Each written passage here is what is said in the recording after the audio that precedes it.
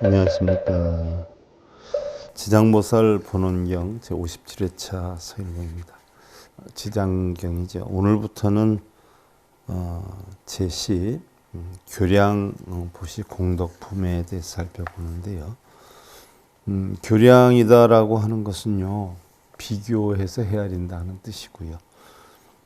보시다라고 하는 것은 일반적으로 우리가 베푸는 것이다라고 하죠. 육바라밀 가운데 첫 번째 해당이 되기도 하고요.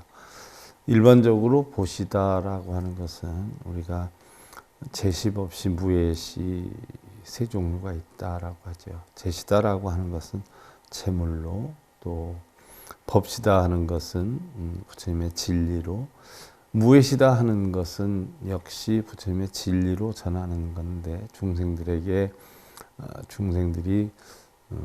걱정이나 근심이나 어떤 두려움이 있을 때 그것을 벗어나게 하는 그러한 중생구제 차원에서 하는 세 가지 보시가 있지요.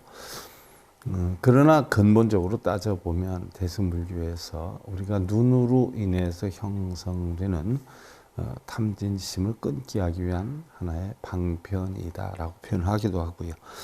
우리가 누구에겐가 또 무엇이든가 베풀기만 하면 우리는 여러 가지 공덕이 쌓이게 된다라고 하는데, 그 공덕이요, 크고 작고 또는 넓고 좁은 것이 있기 때문에 그 공덕을 비교해서 헤아린다는 것이 바로 이 품의 주요 내용이죠. 즉 지장보살이 부처님께 업도 중생의 각각 다른 공덕에 대해서 물으니까 부처님께서 모든 깨달음으로서 알아서 그것을 헤아려 분석을 해준 내용 부분이기도 해요. 자, 그래서 보시공덕의 가볍고 무거움이다라고 하는 항목으로 들어가는데요. 자, 이 시에 지장보살 마하살이 숭불위신 종자이기 혹에 합장하고 백불언하시되라고 했어요. 그때 지장보살이 부처님의 위신력을 받들어 자리에서 일어나 무릎을 꿇어 합장하고 부처님께 말씀을 하시되라고 했어요. 부처님의 위신력이다라고 하는 것은 여러분들한테 여러 차례 말씀을 드렸어요.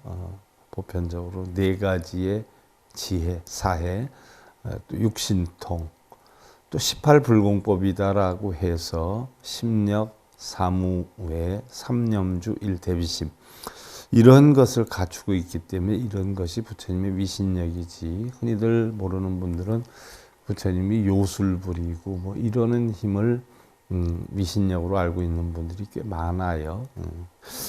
부처님 진리를 깨달은 어떤 그런 위력을 나타내는 거죠. 세존이시여 악관업도 중생하여 교량보시컨대 유경유중하여 유일생 수복하며 유십생 수복하며 유백생 천생의 수대복리자 하니 시사운하니까 유언세존이시여 위하설제하소서. 세존이시여, 제가 관하여서 업도중생 보시의 양을 비교하건대 업에 빠진 중생들의 보시의 양이 얼마나 크고 작은가를 비교해 보니까 가볍고 무겁고 하여 일생의 복을 받기도 하고 십생의 복을 받기도 하고 백생 천생 동안 계속 복을 받는 자가 있어서 이것이 어찌해서 그러하나이까 오직 원하옵나니 세존이시여 저를 위하여 설해 주옵소서. 보시의 공덕이 어떤 사람은 일생, 어떤 사람은 십생, 어떤 사람은 백생, 천생이 이어서 각기 다 다른데 이건 왜 그럽니까 하는 이야기죠. 그야 당연하지요. 뭐 예를 들어서 우리가 얼마만큼 노력하느냐에 따라서, 노력에 따라 결과가 달라지는 이치와 같이 우리가 어떤 심는 대로 거두는 거 아니에요. 뭐 한 마지기 심은 사람 한 마지기 거두고, 열 마지기 심는 사람 열 마지기 거두고, 또 백 마지기 심는 사람 백 마지기를 거두어 드릴 수 있는 이치와 같이 지은 대로 받는 것이 복업이지요. 원래는 복이라고 하는 것은 우리 불교에는 없지요. 없는데 복의 원인을 만들면 복을 받는데, 그것도 어느 정도의 원인을 만드느냐에 따라서 결과가 달라질 수 있는 것이죠. 거기에 대해서 부처님께서 이시에 불고 지장보살 하시되 오금어 도리천궁 일체 중회 설연부제 보시교량의 공덕 경증하리라. 여당 제청하라. 오위여설하리라. 그랬어요. 자, 그때에 부처님께서 지장보살에게 말씀하시되 내가 이제 도리천궁의 일체 대법회에서 자, 도리천궁에서 법회한 게 우리가 화엄경으로 예를 들자면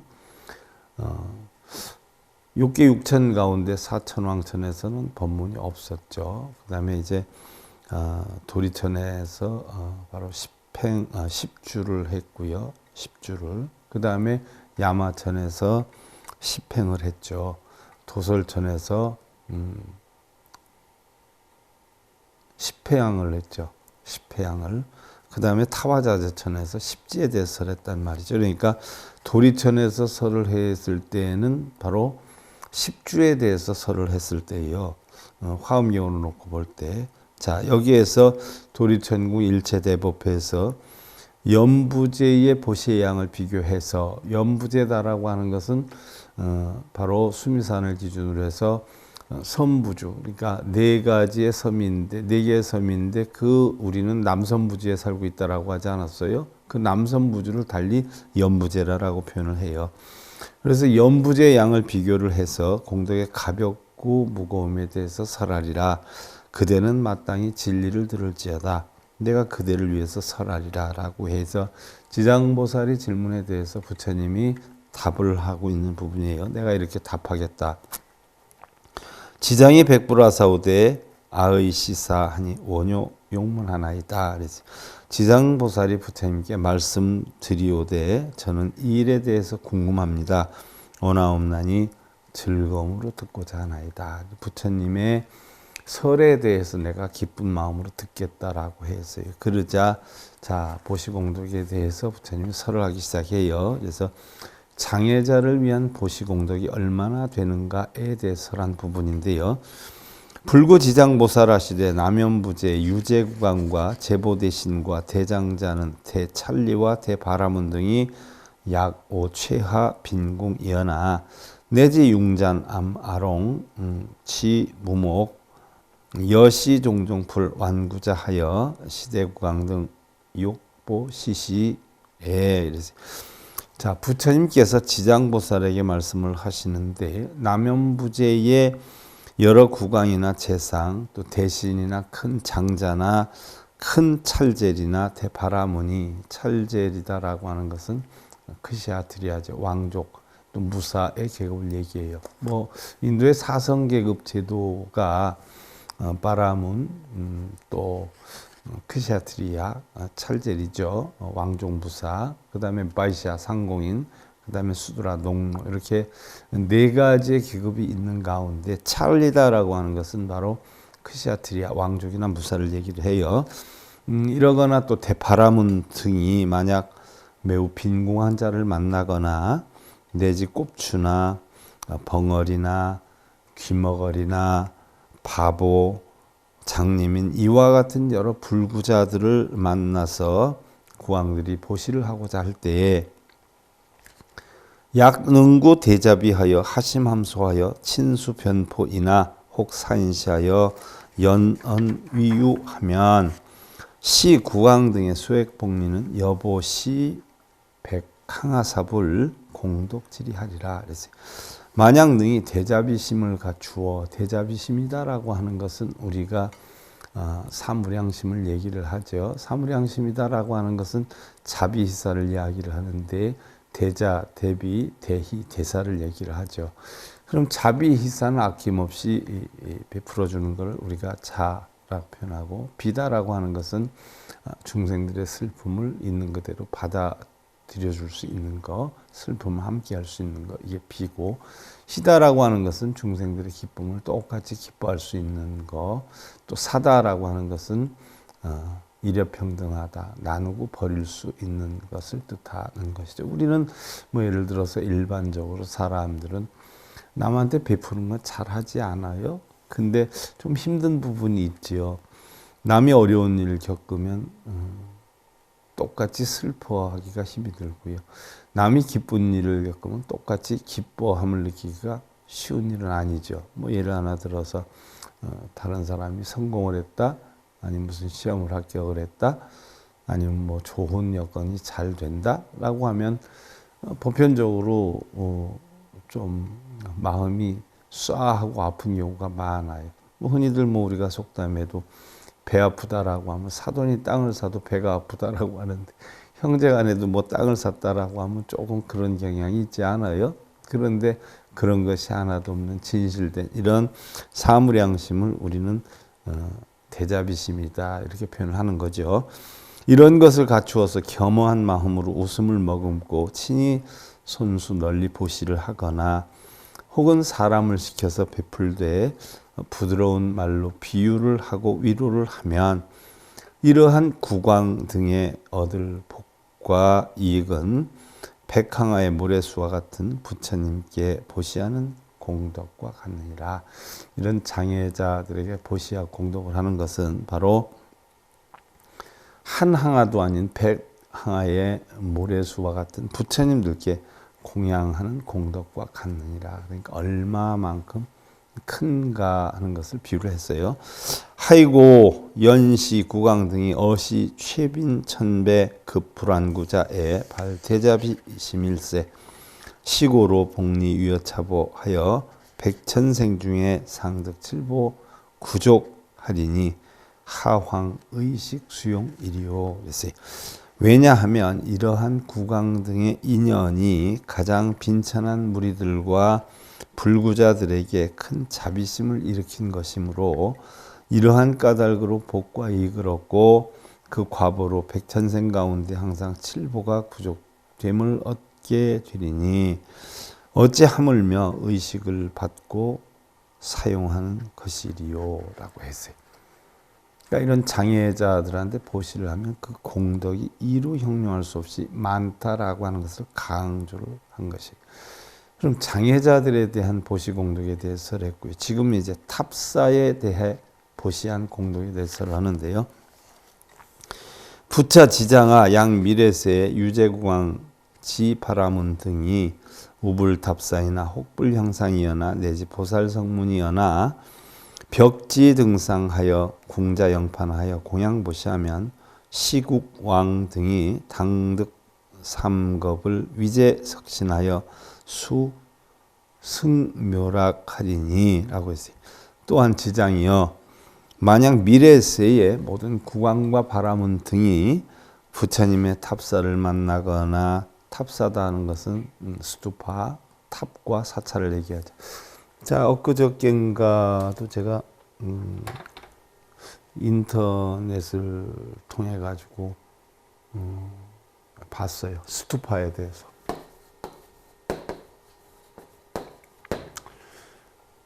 스투파에 대해서 봤는데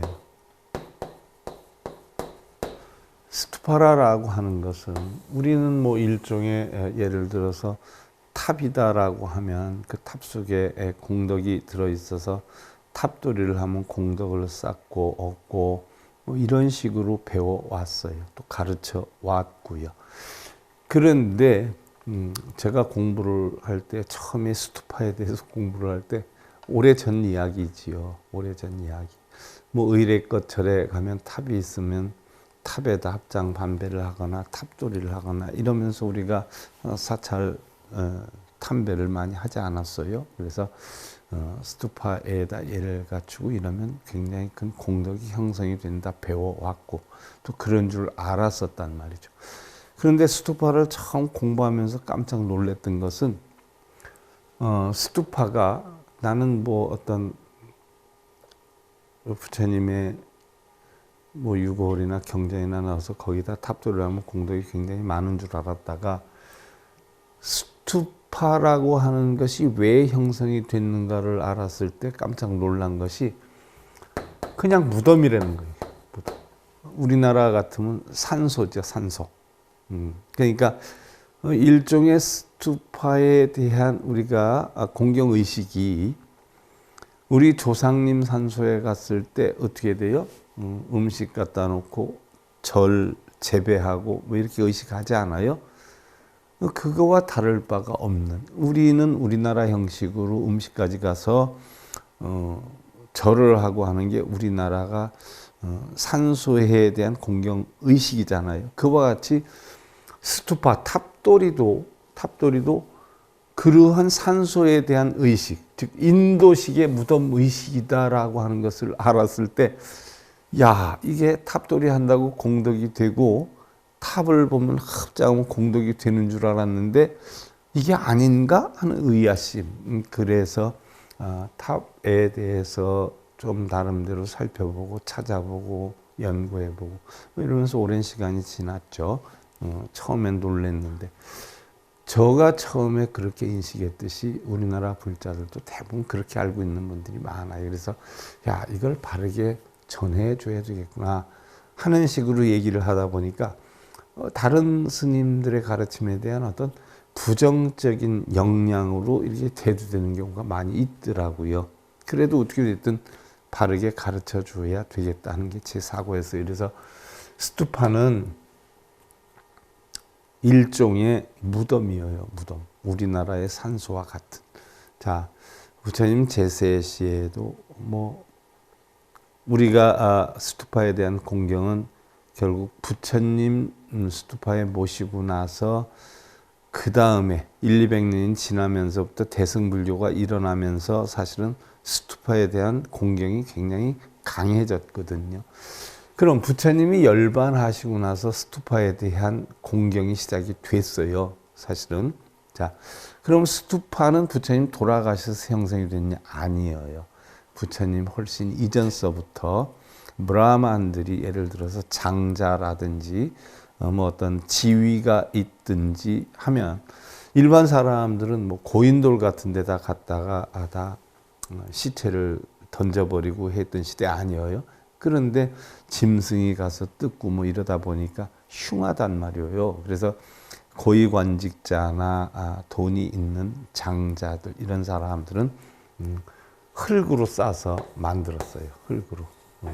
근데 인도식이 보편적으로 보면 화장법을 많이 썼죠. 중국으로 건너면서 매장법을 많이 썼어요. 이제 우리나라는 화장법, 매장법 같이 공용을 하는데 지금 많이 화장을 하는 추세이지요. 근데 화장하는 법은 인도법이란 말이죠. 화장을 해서 그 뼈가루를 갖다가 넣고 흙으로 쌌단 말이죠. 흙으로. 그럼 어떻게 됐든 벌레나 짐승들한테 뜯기진 않잖아요. 일반인들은 그냥 고인돌 같은 데다 버리는데 얼마나 흉측해요. 이러다 보니까 비록 돌아가시긴 했지만 좀 품위 있게 모셔야 되겠다 해서 그 유골을 지금도 겐스강 같은 데 가면 화장하는 데가 굉장히 많지 않아요. 그러면 유골을 빠서 주지 않아요. 그럼 그걸 갖다가 흙으로 쌌단 말이에요. 흙으로 쌌는데 흙이 비가 오고 이러면 무너지니까 옆에다가 이제 돌 같은 걸로 이렇게 받쳐서 했어요. 그러다 이것도 부실하니까 돌로 이렇게 해서 각을 만들어서 했어요. 보기가 좋았어요. 그러다 보니까 저 집은 우리보다 어떤 지위나 여건이 부유한 정도도 낮은데 저렇게 하니까 너무 멋있다. 그러면 저 집하고는 뭔 차별화를 둬야 되지 않겠냐라고 해가지고 한 단을 더 올려요. 그러다 보니까 다른 집에서는 어떻게 돼요? 또 한 단을 더 올려요. 다른 집에서는 어떻게 돼요? 또 한 단을 더 올려요. 이렇게 하면서 결국은 유골을 화장한 유골을 모시는 탑이 어떻게 돼요? 자꾸 높아지기 시작을 했어요. 그러다 끝에 뾰족한 걸 하나 세워요. 이러면서 이게 이제 스투파가 된 거예요. 스투파. 그러니까 일종의 우리나라의 산소와 같은 것이 스투파란 말이죠. 그럼 이런 스투파가 형성이 돼가지고 부처님 열반했을 시에는 부처님 유골을 다 분골 쇄신살이 아니에요. 흔히들 어디 가면 부처님이 생신사리가 있다, 부처님의 사리가 있다, 우리나라에도 5대 정밀보궁에 있다라고 하지만 사실은 불자들의 어떤 신심을 불러일으키기 위한 하나의 방편이지 부처님은 유월 자체가 사리예요. 무슨 얘기냐?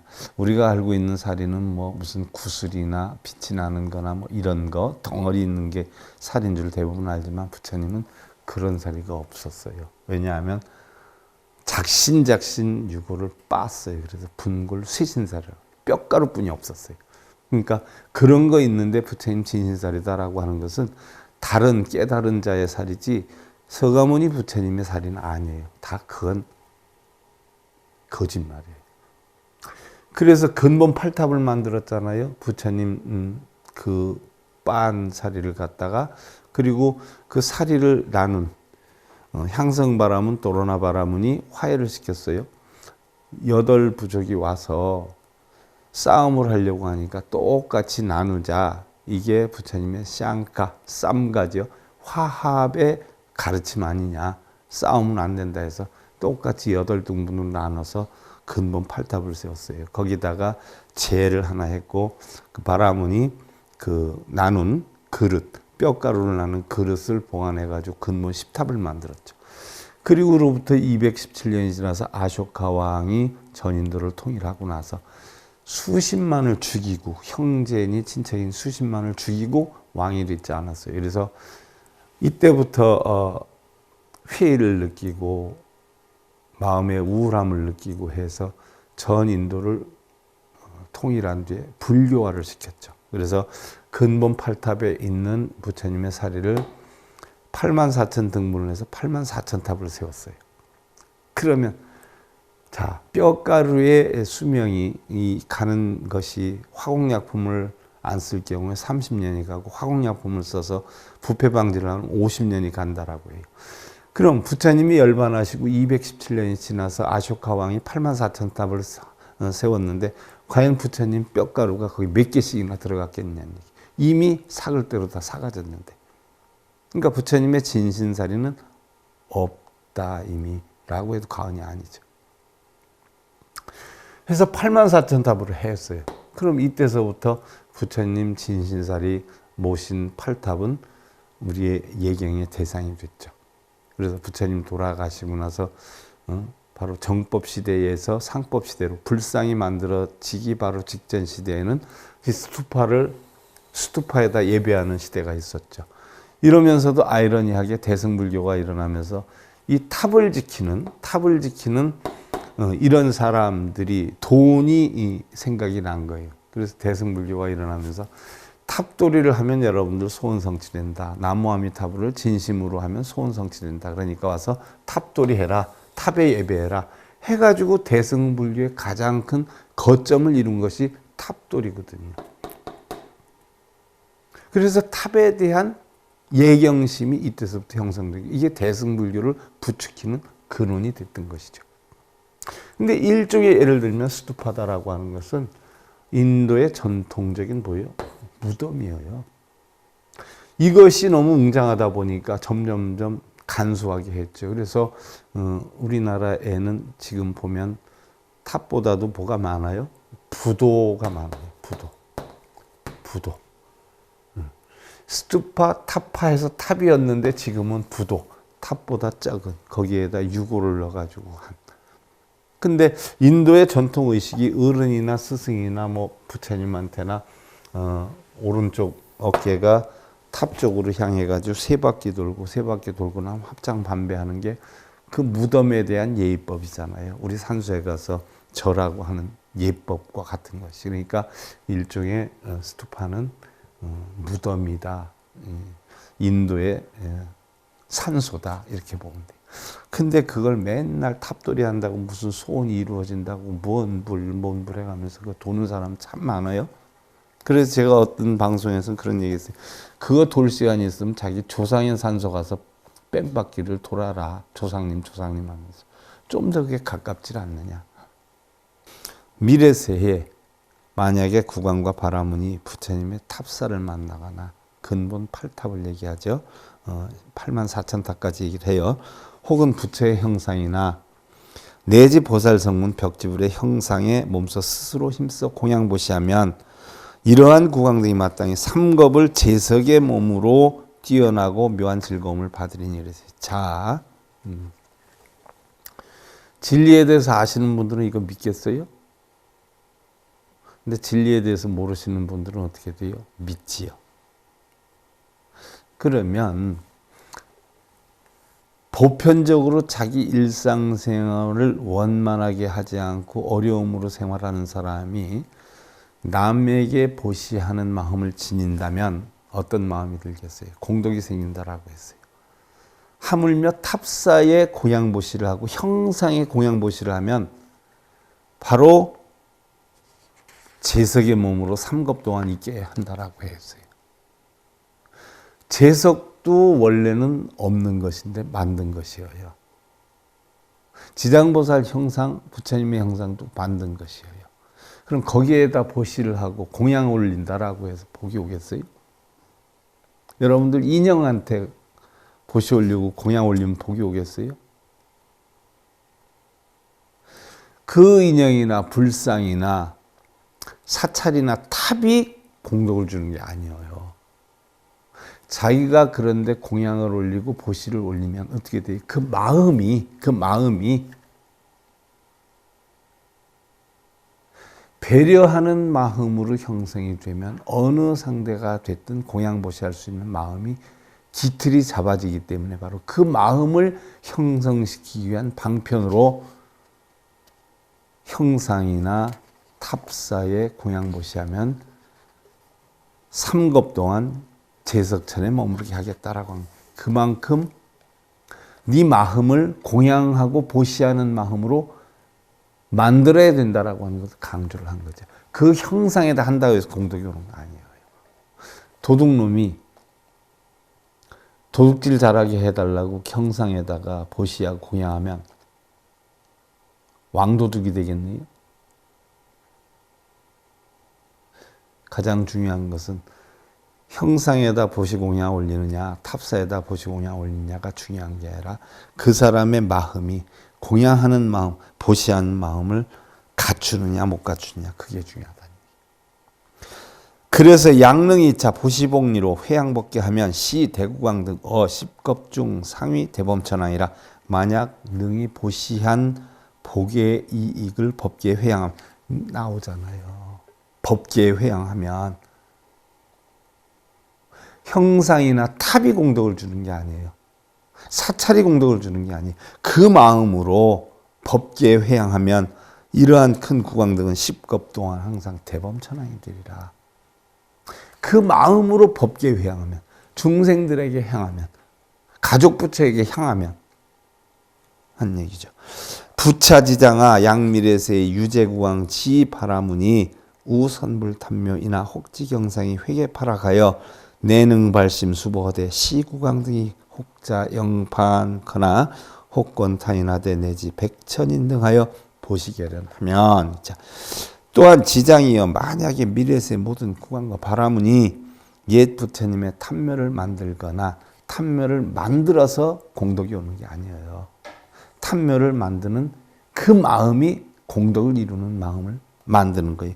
혹여 경전불상 등이 훼손되고 파괴하여 떨어져서 능히 발심하여 보수하되 이 구광 등이 혹여 스스로 힘써 마련하거나 혹은 다른 사람의 권하되 내지 백천인 등의 보시하는 인연을 맺게 하면 자 백천인 등이 보시를 할 수 있도록 인연을 맺으면 무슨 얘기?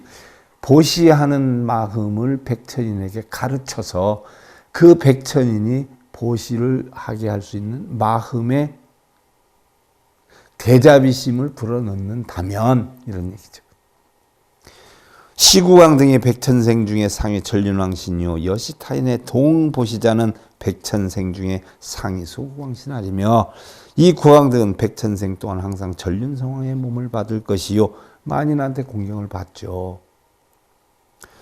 이와 같이 타인으로 보시를 함께 한 자는 백천생 동안 항상 작은 나라 구광의 몸을 받게 될 것이며 구광이 직접 그런 마음으로 하면 바로 전륜성왕이 되고 타인으로 하여 그런 마음을 불러일으키게 되면 작은 나라의 왕이라도 될 것이라는 이야기죠. 보시하는 마음을 가르치는 거죠.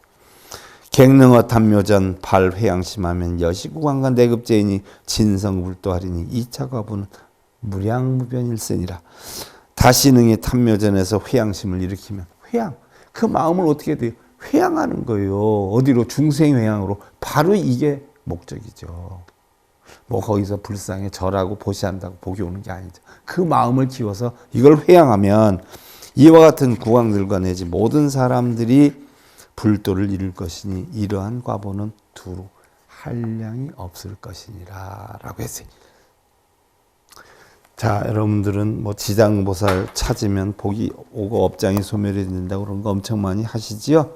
지장보살을 찾아서 하는 게 아니라 지장보살이 무엇을 가르쳤는가 그 가르침을 배워서 중생들에게 회양을 하면 그게 업장 소멸이 되고 그게 공덕이 되는 것이요.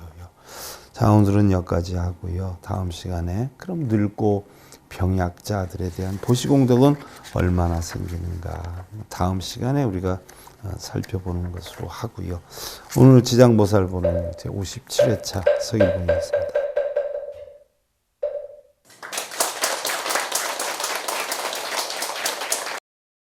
행복으로 가는 징검다리에 서길봉 스님이 여러분들을 초대합니다.